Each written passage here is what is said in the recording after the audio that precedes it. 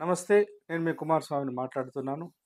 ఈరోజు అంటే జనవరి 31 తారీఖు 2025 నాడు గద్దరన్న గారు 77 సంవత్సరాలు అయితుంది జన్మించి.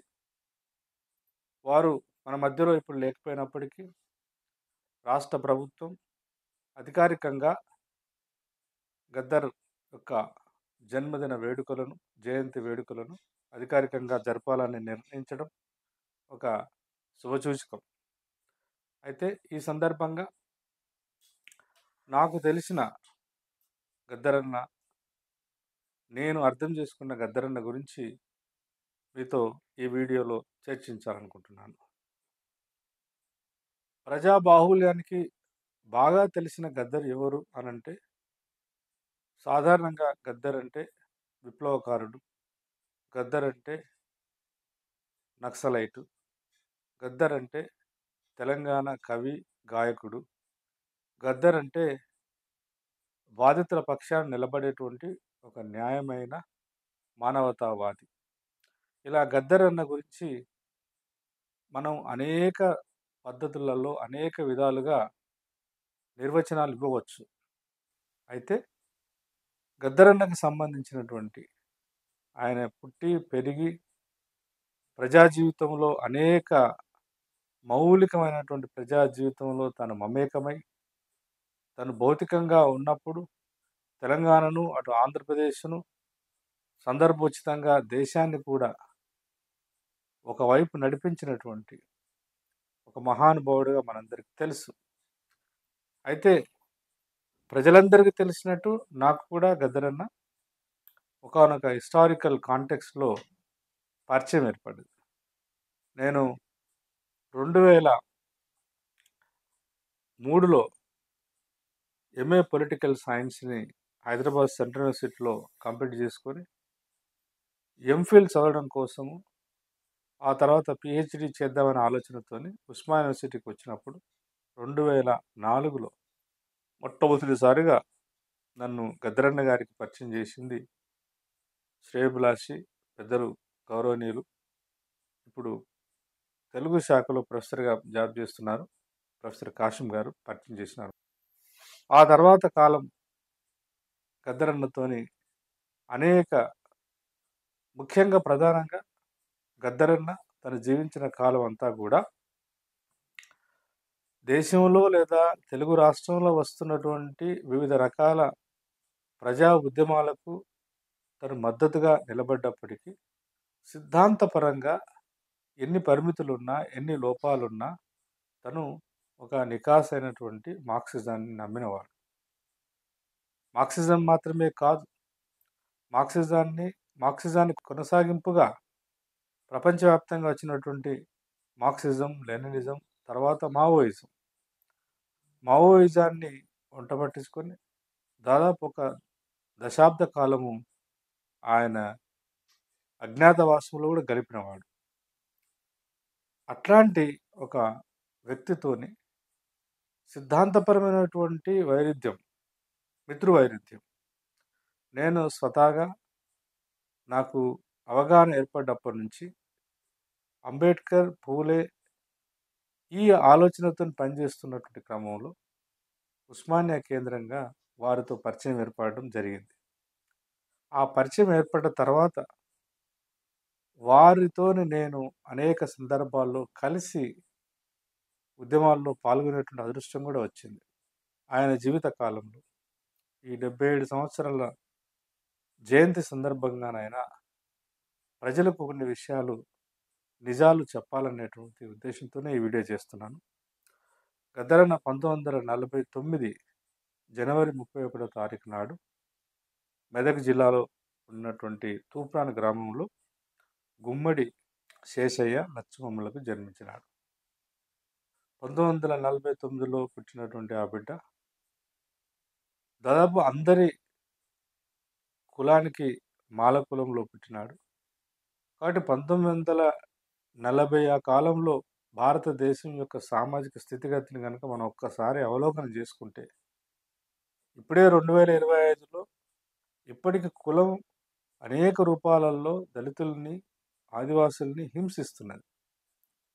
ఆ కాలంలో ఇంకా భయంకరమైనటువంటి కుల వ్యవస్థ, భయంకరమైనటువంటి అంటరానితనం, భయంకరమైనటువంటి పేదరికం, జీవితం అనే దానికి పెద్దగా ఆధారం, విలువ లేనటువంటి కాలంలో బతికి అక్కడనే అదే గ్రామంలో 10వ తరగతి వరకు చదువుకొని, ఆ తర్వాత హైదరాబాద్‌కు ప్రయాణమై, హైదరాబాద్‌లో హెచ్ఎస్‌సి కంప్లీట్ చేసుకొని, ఆ తర్వాత ఉస్మానియా యూనివర్సిటీ ఇంజినీరింగ్ కళాశాలలో బ్యాచిలర్ ఆఫ్ ఇంజినీరింగ్‌లో చేరి, దాదాపు 2 సంవత్సరాలు విద్యను అభ్యసించిన తర్వాత కాలక్రమంలో చిన్నప్పటి నుంచి తను అనుభవించినటువంటి అంటరానితనము, అవమానము, తను గ్రహించినటువంటి అనేక ప్రజా జీవితాల యొక్క అనుభవాలను పరిగణలోకి తీసుకొని కావచ్చు, లేదా తనే సహజంగా సొంతగా అనుభవించినటువంటి అనుభవాల రీత్యా కావచ్చు, ఈ దేశంలో ఉన్నటువంటి అసమానతలను రూపుమాపాలని, ఈ దేశంలో ఉన్నటువంటి అట్టడుగు ప్రజల యొక్క జీవితాలలో వెలుగును నింపాలని ఆలోచిస్తున్న క్రమంలోనే 1960, 70 ఆ 10 సంవత్సరాల కాలం ఈ భారతదేశ రాజకీయాలలో బలంగా పార్లమెంట్ రాజకీయాలు ఒకవైపు ఉన్నప్పటికీ, ఆ పార్లమెంటు రాజకీయ వ్యవస్థలో ఉన్నటువంటి పరిమితులను ఎత్తి చూపుతూ వచ్చినటువంటి మార్క్సిజం. ప్రధానంగా మార్క్సిజం యొక్క కొనసాగింపులో భాగంగా వచ్చినటువంటి మావోయిజం. మార్క్సిజాన్ని, మావోయిజాన్ని కలిపి ఒక సాయుధ పోరాటాన్ని నిర్మించాలనేటువంటి ఒక చారిత్రక సందర్భాన్ని గుర్తించిన విప్లవ ఉద్యమాలు. ఆ విప్లవ ఉద్యమాలు పశ్చిమ బెంగాల్ నుంచి ప్రారంభమై మొత్తం గూడా అది ఒరిస్సా ప్రాంతం నుంచి ఆంధ్ర ప్రాంతంలోకి రావడం. 1960 చివరిలో, 1970 ప్రారంభంలో విప్లవ ఉద్యమం తెలుగు నేలను మళ్ళొక్కసారి పెద్ద ఎత్తున ఆవరిస్తున్నటువంటి సందర్భంలో గద్దరన్న ఇప్పుడు మనకున్నటువంటి ఉస్మానియా యూనివర్సిటీ ఇంజినీరింగ్ కాలేజీలో ఇంజినీరింగ్ విద్యార్థిగా ఉన్నాడు. ఇంజినీరింగ్ విద్యార్థిగా అయితే రాగలిగినాడు గానీ, కుటుంబానికి ఉన్నటువంటి పేదరికం రీత్యా, కుటుంబ వ్యవస్థలో ఉన్నటువంటి ఆర్థిక పరిస్థితుల రీత్యా చదువును కొనసాగించాలా? లేదా చదువును మధ్యలోనే బంద్ చేయాలా? ఏదైనా ఉద్యోగం చేసుకోవాలనేటువంటి ఆలోచిస్తున్నప్పుడు, కుటుంబ నేపథ్యం రీత్యా తను ఇంజినీరింగ్‌ను మధ్యలో ఆపి కెనరా బ్యాంక్‌లో ఒక ఎంప్లాయీగా కూడా చేరినాడు. చాలామందికి ఈ విషయం తెలవదు.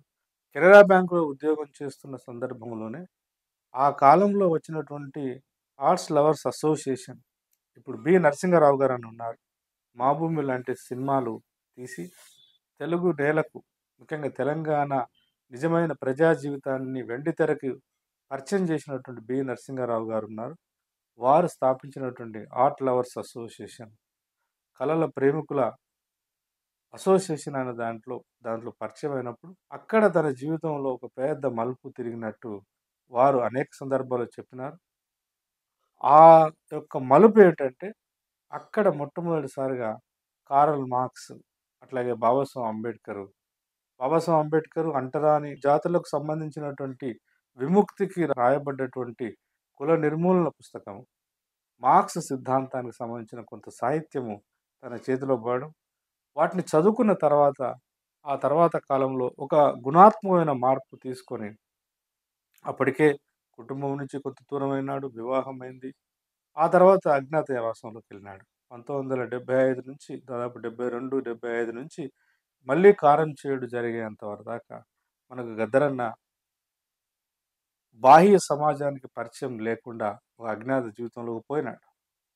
ఆ తర్వాత కారం చేడులో మాదిగలను కమ్మలు ఊతకోత కోసినప్పుడు గాని, చుండూరులో జరిగినటువంటి నరమేధ విషయంలో గావచ్చు, పదిరికుప్పం, నీరుకొండ ఇట్లాంటి అనేక దళిత సమూహం మీద జరిగినటువంటి మారణకాండను ఖండిస్తూ, మారణకాండ జరిగినప్పుడు స్పందించవలసినటువంటి పద్ధతిలో స్పందించి, తన గళానికి పనిచెప్పి గొప్ప సాహిత్యాన్ని సృష్టించినాడు. దళిత ఉద్యమానికి సంబంధించినటువంటి చరిత్ర రాయాలనుకుంటే, ముఖ్యంగా 1980 ఆ సందర్భంలో వచ్చినటువంటి ప్రత్యేకమైన ఒక రకమైనటువంటి అటానమస్ మూవ్‌మెంట్ అని అంటాం. అంటే స్వయం ప్రతిపత్తితో కూడుకున్నటువంటి దళిత ఉద్యమ నిర్మాణం జరుగుతున్న కాలంలో తను రాసినటువంటి ఒక గొప్ప పాట, కారంచేడు ఇన్సిడెంట్ జరిగిన తర్వాత, దళిత పులులమ్మ కారం చేడులో కలబడి నిలబడి పోరు చేసిన దళిత పులులమ్మ ఆ యొక్క పాట మొత్తం కారం చేడులో జరిగినటువంటి సంఘటనంతా కూడా బాహ్య ప్రపంచానికి చెప్పగలిగింది.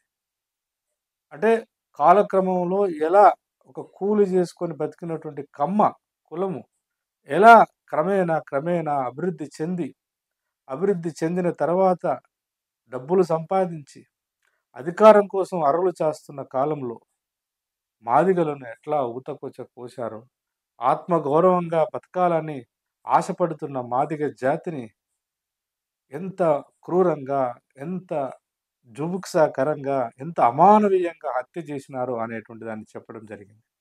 ఆ ఒక్క పాటలో అంటే భారతదేశంలో జరుగుతున్నటువంటి అగ్ర కులాల యొక్క ఆధిపత్యాన్ని వివరించగలిగింది.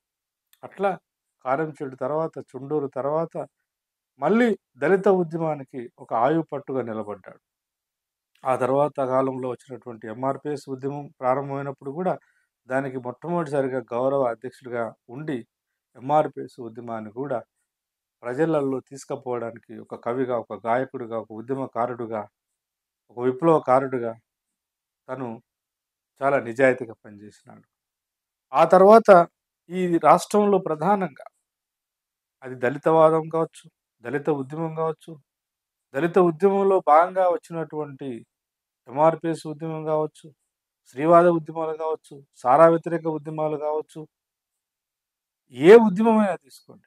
ఆదివాసీ ఉద్యమాలు కావచ్చు, ముఖ్యంగా ఈ ఎల్‌హెచ్‌పీఎస్ లంబాడి హక్కుల పోరాటం కావచ్చు, లేకపోతే ఎరకల పోరాట ఉద్యమం కావచ్చు. ఒక్క మాటలో చెప్పాలంటే కమ్యూనిస్టు రాజకీయాలను మళ్ళీ ప్రపంచవ్యాప్తంగా వచ్చినటువంటి పోస్ట్ మార్క్సిజంలో భాగంగా వచ్చినటువంటి సిద్ధాంతకర్తల యొక్క ఆలోచన పరంపరలో భాగంగా గ్రామ్షీ లాంటి వాళ్ళ ప్రభావం చేత ప్రభావితమైనటువంటి కామ్రేడ్ మారోజు వీరన్న తీసుకొచ్చినటువంటి ఒక సైద్ధాంతిక చర్చలో కావచ్చు, ఆ తర్వాత ఈ దేశంలో అస్తిత్వ ఉద్యమాల యొక్క అనివార్యతను గుర్తించడంలో కావచ్చు, గుర్తించడానికి ఒక అటు విప్లవ పార్టీలు కావచ్చు, ఇటు ప్రజాస్వామ్య రూపంలో పార్లమెంటరీ పద్ధతిలో ఉన్నటువంటి రాజకీయాలు కావచ్చు, వీటన్నిటిని కూడా ప్రభావితం చేస్తున్నప్పుడు కామ్రేడ్ మారోజు వీరన్న తీసుకొచ్చినటువంటి ఐడెంటిటీ ఉద్యమాల యొక్క వాటిని ఉద్యమ కార్యాచరణ ఉద్యమాలైతే నెలకొల్పగలిగాడని కామ్రేడ్ మారోజు వీరన్న. కానీ వాటికి ప్రజాబాహుళ్యానికి ప్రచారం చేసినటువంటిది మాత్రం తప్పకుండా కవులు, కళాకారులే. అందులో మొదటి వరుసలో గద్దరన్న గారుంటారు. ఆ రకంగా తెలంగాణ ఉద్యమం అంటే అంతకంటే ముందు గూడా 69లో ఉద్యమం జరిగినప్పుడు గూడా తన విద్యార్థి దశలో ఉండి అందులో పాల్గొన్నాడు. తర్వాత 2000 2009 కంటే ముందు 2001 కంటే ముందు తెలంగాణ ఉద్యమం ఉంది. చాలా ఈ ఆధిపత్య సమూహాలు ముఖ్యంగా చరిత్రను రాయడంలో కొంత నర్మగర్భంగా చరిత్రను కనుమరుగు చేసే ప్రయత్నం జరుగుతుంది ఇప్పుడు తెలంగాణ చరిత్ర గూడా.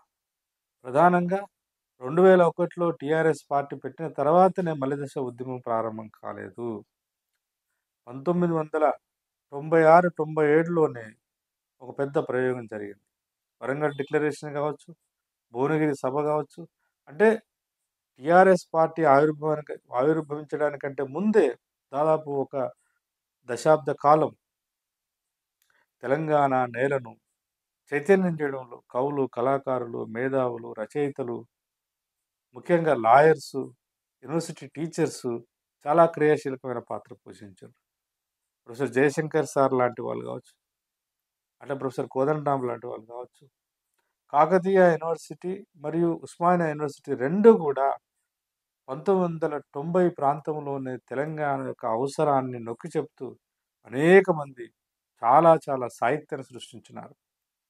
తెలంగాణకు ఆర్థికంగా, రాజకీయంగా, సామాజికంగా, సాంస్కృతికంగా జరుగుతున్న నష్టాన్ని విప్పి చెబుతూ వ్యాసాలు రాయబడ్డాయి, పుస్తకాలు సంకలనాలు చేయబడ్డాయి. ఇవన్నీ ఒక ఎత్తైతే ప్రొఫెసర్ జయశంకర్ గారు అట్లాగే చాలామంది ప్రొఫెసర్సు రాసినటువంటి సాహిత్యానికి మళ్ళీ పాట రూపం ఇచ్చింది మొట్టమొదటిసారిగా గద్దరన్ననే.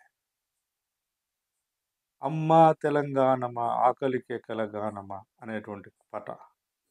దాదాపు ఉమ్మడి 10 జిల్లాల్లో ఉన్నటువంటి సహజ వనరులను చెప్తూ, ఉమ్మడి 10 జిల్లాల యొక్క మౌలికమైనటువంటి సాహిత్యాన్ని, చరిత్రను, సంస్కృతిని, సాంస్కృతిక వారసత్వాన్ని, ప్రతి జిల్లాకున్నటువంటి ప్రాముఖ్యతను, ప్రాధాన్యతను వివరిస్తూ, ప్రతి జిల్లాల్లో ఉన్నటువంటి సహజ వనరులను చెప్తూ, వాటికి జరుగుతున్న నష్టాన్ని కూడా చాలా అద్భుతంగా అమ్మా తెలంగాణమా ఆకలి కేకల గానమా అనేటువంటి ఒక గొప్ప పాట రావడము, తెలంగాణ దగా పడుతున్న తెలంగాణ అనేటువంటి పుస్తకానికి పాట రూపం అది.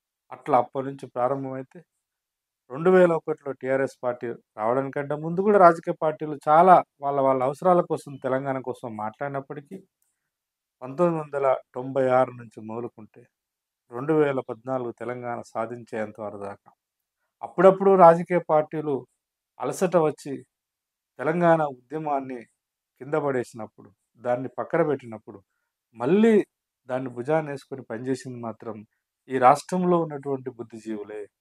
కవులు, కళాకారులు, మేధావులు, విద్యార్థులు, లాయర్సు, డాక్టర్సు, సబ్బండ కులాల యొక్క సమ్మిళితమైనటువంటి పోరాటాలే తెలంగాణను సాధించినాయి. అయితే వీటన్నిటికి ఒక ఇరుసులాగా, వీటన్నిటిని కలుపుతూ పనిచేసినటువంటి ప్రధానమైనటువంటి ఇద్దరు వ్యక్తులు తెలంగాణ రాష్ట్ర సాధనలో పనిచేసిన వాళ్ళు. ఒకవైపు చదువుకున్న వాళ్ళను, మేధావులను, రాజకీయ పార్టీలో ఉన్న రాజకీయాలను కొంత మేరకు చాలా క్రియాశీలకంగా కూడగట్టింది ప్రొఫెసర్ జయశంకర్ సార్ అయితే, జనాలను కూడగట్టింది. సబ్బండ కులాలుగా, వివిధ కులాలుగా, వివిధ మతాలుగా, వివిధ వర్గాలుగా, వివిధ సంస్కృతులను ఆచరించేటువంటి గ్రామీణ ప్రాంత ప్రజలను ఉద్యమంలోకి మమ్మకం చేసింది మాత్రం మళ్ళీ తెలంగాణకు ఉన్నటువంటి పాటనే. తెలంగాణకు ఉన్నటువంటి గొప్ప చైతన్య శక్తి పాట, గేయం. దానికి ఆరాధ్యుడు, ఆద్యుడు గద్దరన్న, నేను చెప్పక తప్పదు. అట్లా తెలంగాణ ఉద్యమంలో గద్దరన్న క్రియాశీలక పాత్ర పోషించుండు. ఇలా అనేక ఉద్యమాలు. అంతెందుకు, ఐడెంటిటీ ఉద్యమాల్లో భాగంగా ఈ దేశంలో ఉన్నటువంటి మత మైనారిటీలుగా ఉన్నటువంటి ముస్లింలు, క్రైస్తవులు, జురాస్ట్రన్లు, సిక్కులు, పార్షిలు, ఒకటేమిటి, బహుశా ఈ దేశంలో ఉన్నటువంటి అణగారిన ప్రజారాశుల యొక్క సమస్య ఏదున్నా దాంట్లో తను భాగమయ్యాడు. ఉద్యమాలను తన సొంతంగా నిర్మించకపోవచ్చు, కానీ కష్టకాలాల్లో ఉద్యమాలను పడిపోతున్నప్పుడు వాటికి నిలబెట్టి, వాటికి ఆధారంగా నిలబడ్డటువంటి ఒక ఊతకర్ర గద్దరన్న గారు. అట్లా అనేక ఉద్యమాల్లో పాల్పంచుకున్న గద్దరన్న తెలంగాణ సాధించుకున్నాం. దళిత ఉద్యమం కొంత విజయం సాధించింది. ఎంఆర్పిఎస్ ఉద్యమం ఒక పెద్ద ఉద్యమంగా నిలబడ్డది ఇవాళ మన కళ్ళ ముందు. ఎల్హెచ్పిఎస్ మూమెంట్ కావచ్చు, అంటే లంబాడి హక్కుల పోరాట ఉద్యమం కావచ్చు, ఆదివాసీ హక్కుల పోరాట ఉద్యమం కావచ్చు, తుడుముదిబ్బ ఉద్యమం కావచ్చు, ఇవన్నీ కూడా తను నమ్ముకున్నటువంటి మార్క్సిజం, మావోయిజం, విప్లవ పార్టీల యొక్క నేపథ్యంలో కొంత దానికి అనుబంధంగానే రావచ్చు కాక, కానీ సభ్య సమాజంలో, సమాజంలో నిలబడి వాటికి గుర్తింపు తీసుకురావడము, వాటిని కాపాడుకోవడంలో గద్దరన్న యొక్క పాత్ర క్రియాశీలకమైనటువంటిది. అట్లాంటి గద్దరన్న ఈ మొత్తం ఉద్యమాలను ఎలా నిర్మించగలిగినాడు? తనకున్న ఆయుధం ఏమిటి? అంటే తనకున్న ప్రత్యేకత ఏమిటనంటే కేవలము పాట, గేయం. ప్రజల యొక్క కష్టాలను, కన్నీళ్లను క్షణాల్లో అర్థం చేసుకొని, అతి తక్కువ సమయాన్ని తీసుకొని స్పందననే ఒక పాటగా మలచగలిగేటువంటి ఒక ఆసు కవి, ఒక వేమన, ఒక పోతుల వీరబ్రహ్మం, ఒక దున్న ఇద్దాసు, ఒక విక్టర్ జారా లాంటి ఒక గొప్ప ప్రపంచ గాయకుడు, ప్రపంచ సాహితీవేత్త. అట్లాంటి ఒక గొప్ప మహానుభావుడు ఈ తెలుగు నేల మీద పుట్టడం, పెరగడం, ఈ నేలను నడియాడిన వాడు. తెలంగాణ ఉద్యమం కోసం శాంతి యాత్ర చేసినాడు. ఒక విప్లవకారుడు, ఒక మావోయిజాన్ని నమ్ముకున్నవాడు. తెలంగాణ అనేటువంటిది ఒక రాజకీయ ప్రక్రియ. తెలంగాణ అనేది విప్లవం కాదు. తెలంగాణ రాష్ట్రం సాధించడం. తెలంగాణను సాధించడం అంటే రాజ్యాంగబద్ధంగా సాధించాలి కాబట్టి, రాజ్యాంగం అనుసరిస్తున్న, రాజ్యాంగం అనుమతిస్తున్నటువంటి శాంతి యాత్ర. మనుగూరు నుంచి మందమరి వరకు చేసినాడు. శాంతి యాత్ర చేసినాడు. ఆయన తిరిగిన ఊరు లేదు. ఆయన ప్రదర్శన ఇవ్వని మండల కేంద్రం లేదు. దాదాపు తెలుగు నేలనంతా కూడా కలెదిరిగినటువంటి ఒక గొప్ప కళాకారుడు, ఉద్యమకారుడు, ప్రజాస్వామికవాది, మానవతావాది గద్దరన్న గారు. అట్లాంటి మహానుభావుడు ఇన్ని గొప్ప ఉద్యమాలు, ఇంత గొప్ప అనుభవం, ఇంత గొప్ప త్యాగము, ఇంత గొప్ప ప్రజా కార్యాచరణ ఎలా సాధ్యమైంది? అంటే మనము కేవలం గద్దరన్నను ఒక పాటగాడిగాను, ఒక మాటగాడిగాను మాత్రమే చూస్తున్నాం. కానీ ఆయనకు గొప్ప సాహితీ సృష్టి కూడా చేయగలిగేవాడు. 'తరగని గని' అనేటి పుస్తకం గనుక మనం చదివితే పాటకు ఒక కొత్త నిర్వచనం ఇచ్చినాడు. పాటను అంతకుముందు కేవలము జానపదాలుగా ఒక పల్లె జనాలకు సంబంధించిన అంశంగానే చూసేది.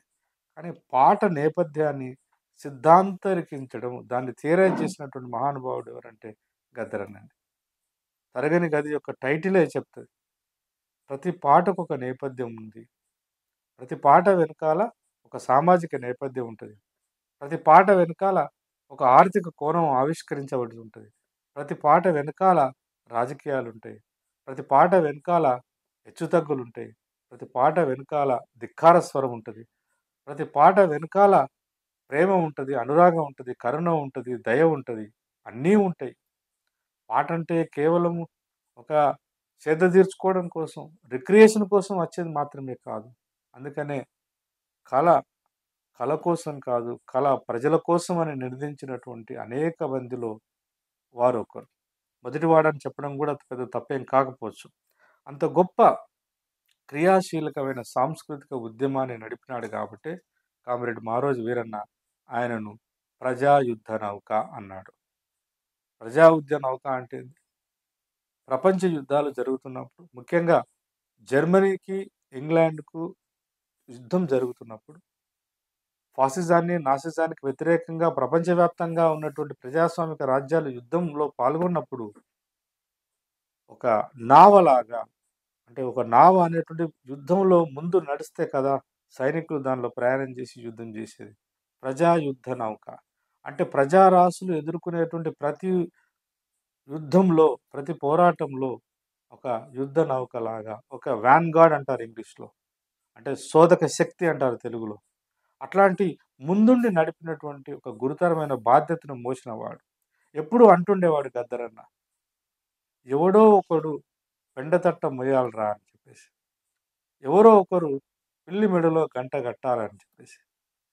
సమాజం అంతా నిశ్శబ్దంగా, నిరుత్సాహంతోని, నిర్లిప్తగా నాకెందుకులే అని కూర్చున్నప్పుడు, నాకెందుకులే అని సర్ది చెప్పుకున్నప్పుడల్లా, ప్రతి ప్రజా ఉద్యమానికి ముందుండి నడిపినటువంటి, ఒక రకంగా చెప్పాలంటే ఒక విప్లవకారుడే కానీ, బహుశా భారతదేశ స్వాతంత్ర ఉద్యమాన్ని నడిపినటువంటి ఒక సామాన్య మనిషే మహాత్మా గాంధీ కూడా.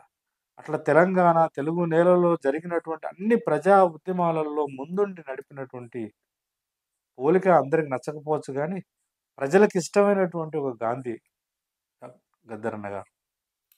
తను పుట్టి పెరిగిన నేపథ్యం రీత్యా, తర్వాత కాలంలో వచ్చిన అనేక ప్రజా ఉద్యమాల ప్రభావం చేత ప్రభావితమై, అటు మార్క్సిజాన్ని, ఇటు మావోయిజాన్ని, ముఖ్యంగా మార్క్స్‌ను, అంబేద్కర్‌ను, పూలేను కలిపి ఈ దేశంలో విముక్తి పోరాటాలు జరగాలని చివరికి విశ్వసించి,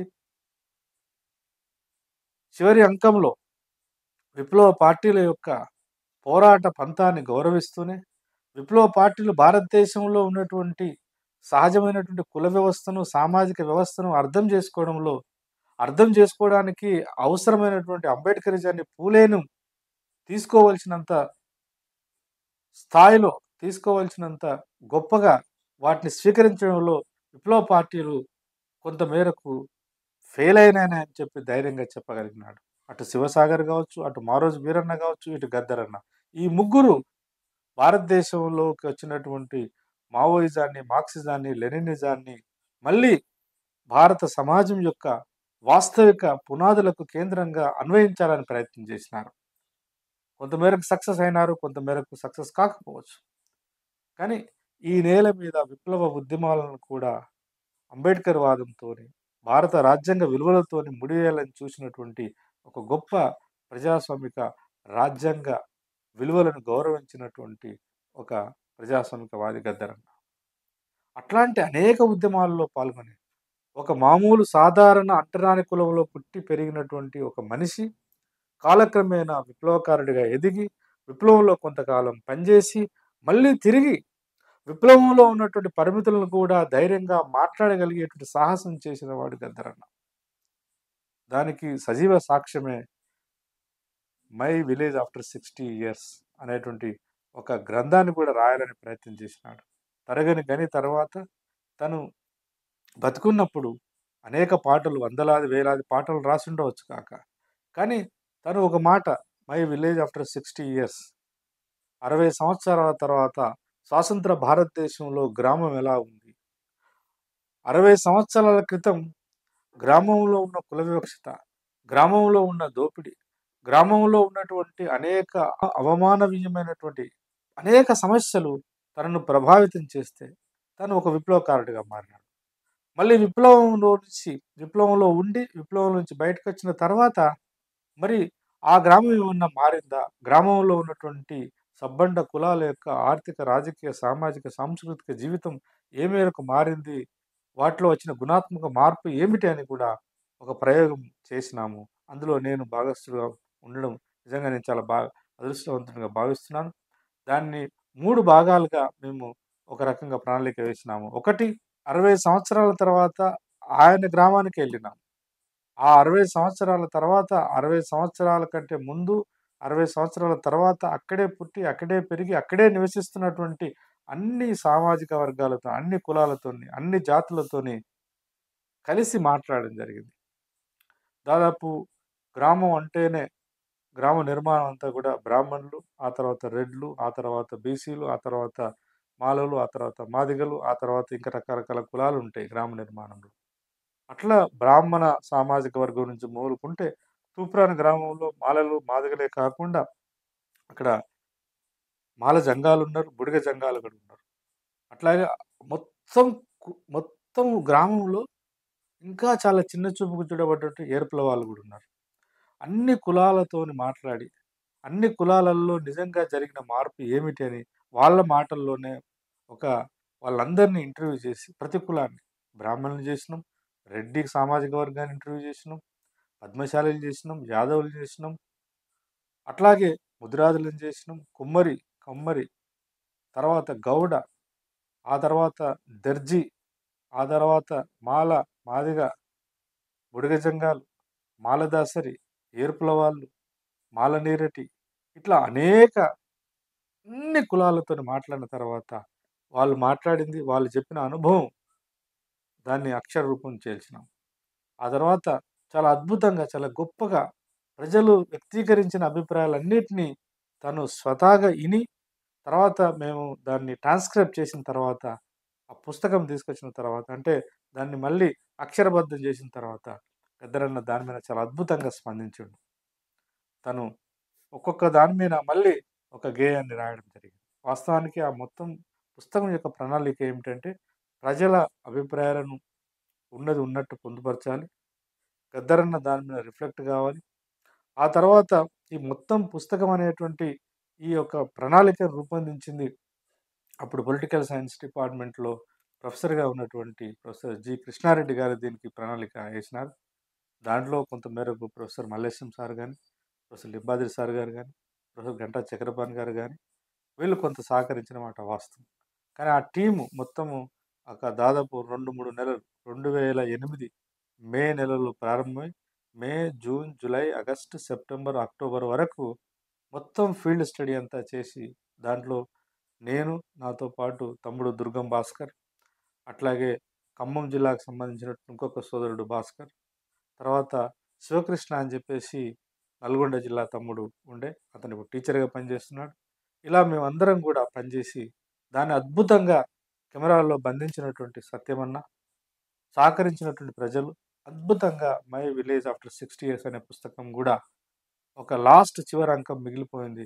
బహుశా రాబోయేటువంటి అతి తక్కువ కాలంలోనే దాన్ని సంపూర్ణంగా చేసి ఆ పుస్తకం గూడా బయటికి కూడా తీసుకురావాలనుకుంటున్నాం. ఇంత గొప్ప సృజన చేయగలిగేటువంటి ఒక గొప్ప వాగ్గేయకారుడు.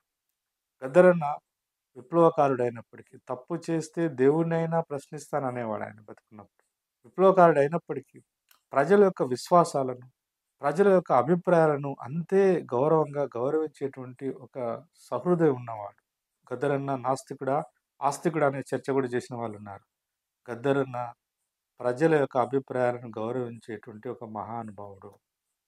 అంతెందుకు ఇవాళ చినజీర స్వామి పెట్టినటువంటి స్టాచ్యూ ఆఫ్ ఈక్వాలిటీ రామానుజాచార్యుడిని మధ్యయుగ కాలంలో కులాన్ని త్యజించి కుల వ్యవస్థలను కులానికి సంబంధించిన విలువలను మార్చడం కోసం పనిచేసిన రామానుజాచార్యుడి యొక్క స్టాచ్యూని పెడితే కూడా అక్కడికెళ్ళి మళ్ళీ సమాజంలో 2020లో 21 శతాబ్దంలో కులం ఏ రకంగా ఉందో చెప్పగలిగినాడు. మతం ఏ రకంగా ఉందో చెప్పగలిగినాడు. ఆ రకమైనటువంటి అన్ని ఉద్యమాలలో తనదైన పాత్ర పోషించినటువంటి ఒక గొప్ప మనిషిని ఇవాళ కేంద్ర ప్రభుత్వం ఏదో పద్మవిభూషణ్, పద్మ అవార్డ్స్ వీటికి అధికారంలో ఉన్నటువంటి రాష్ట్ర ప్రభుత్వము అందులో ప్రతిపాదించినటువంటి 5గురిలో గద్దరన్న ఉన్నారు. మరి గద్దరికి ఎందుకు మీరు అవార్డు ఇవ్వలేకపోయినారని చెప్పేసి ఈ రాష్ట్రం నుంచి ప్రాతినిధ్యం వహిస్తున్నటువంటి మంత్రి గారిని సహాయక హోంశాఖ మంత్రిగా ఉన్నటువంటి బండి సంజయ్ గారిని అడిగినప్పుడు వారు స్పందించిన విధానము అంత గొప్పగా ఏం లేదు. అంటే గద్దరన్న గురించి, గద్దర్ యొక్క ప్రజా జీవితం గురించి, గద్దర్కు సంబంధించినటువంటి అన్ని కోణాలకు సంబంధించిన సమాచారం లేకనా, లేదా తెలిసి ఉన్నప్పటికి కూడా రాజకీయాల్లో భాగంగా అట్లాంటి విమర్శ, అట్లాంటి మాట మాట్లాడేది తెలియదు కానీ గద్దరన్నకు పద్మశ్రీలు, పద్మవిభూషణ్లు ప్రభుత్వాలు ఇవ్వాల్సిన అవసరం లేదు. ప్రజలే ఆయనను ఒక గొప్ప ఒక అన్నమయ్యలాగా, ఒక వేమనలాగా, ఒక కబీర్‌లాగా ప్రజలు ఆల్రెడీ ఆదరిస్తున్నారు. నిజంగా ప్రభుత్వాలు, ఈ ప్రభుత్వం కాదు, రాష్ట్ర ప్రభుత్వం, కేంద్ర ప్రభుత్వాలు కాదు, భారతదేశమే కాదు ప్రపంచవ్యాప్తంగా ఉన్నటువంటి శాంతి చర్చలు చేసినాడు కదా! ఒక విప్లవకారుడిగా ఉండి కూడా ప్రభుత్వాలతోని శాంతి చర్చలను నెరవేర్చడంలో ఎస్ఆర్ శంకరన్ గారు, పుత్తూరి వెంకటేశ్వర్ గారు, గద్దర్ గారు, బాలగోపాల్ గారు, అరగోపాల్ గారు వీళ్ళందరితో పాటు నిలబడి శాంతి చర్చలు చేసినాడు. శాంతి చర్చల దూతగా ఉన్నాడు. బహుశా గద్దరన్నకు ఎప్పుడో నోబెల్ శాంతి బహుమతి వచ్చేది ఉండే. కేవలం కేవలం దళితుడు కాబట్టి, లేదా కేవలం గద్దరు అనేటువంటి వ్యక్తి ఎప్పటికి ప్రజల పక్షాన నిలబడతాడు కాబట్టి, ఆ పరిమితిలో ఉన్న రాజకీయ పార్టీలు గుర్తించడానికి నిరాకరించాయి తప్ప, ఆయనకు పద్మశ్రీ ఇచ్చినా, ఇవ్వకపోయినా, మరోటి ఇవ్వకపోయినా కూడా ఆయనకు చిన్నతనం కాదు. ఆయన పట్ల అనుచితమైన వాక్యాలు చేసినటువంటి వాళ్ళకి చిన్నతనము. వాళ్ళ అవగాహన రాహిత్యానికి అదొక సూచిక కనపడుతుంది తప్ప, గద్దరు నిత్యం ప్రజల మనిషి. గద్దరి జీవితం ప్రజా జీవితం. గద్దర్ యొక్క పోరాటాలు ప్రజల యొక్క జీవితాల్లో వెలుగు నింపడం కోసం జరిగిన పోరాటాలు. గద్దరు పుట్టుకకు దళితుడు. గద్దరు పుట్టుకకు దళితుడు గాని, గద్దరు ఒక ఆదివాసి. గద్దరు ఒక దళిత జీవి. గద్దరు ఒక బహుజన కెరటం. గద్దరు ఒక స్త్రీమూర్తుల యొక్క ఆరాధ్య దైవం. గద్దరు ఆదివాసుల యొక్క ఆయుధం. గద్దరు అడవి బిడ్డల యొక్క ఆయుధం. గద్దరు తెలంగాణ ఉద్యమానికి ఒక పెద్ద దిక్చూచి. గద్దరు ప్రజారాసుల యొక్క మన్ననను పొందిన ఒక గొప్ప కవి, కళాకారుడు. కాబట్టి ఈ గద్దరన్న గురించి అనేక విషయాలు, ఇంకా రకరకాల అపోహలు ఉన్నాయి కాబట్టే ఈ వీడియో చేయడం జరిగింది. ఈ వీడియో కనుక మీకు నచ్చినట్టయితే దయచేసి మా ఛానల్స్ కూడా సబ్స్క్రైబ్ చేయమని చెప్పేసి కోరుతూ సెలవు.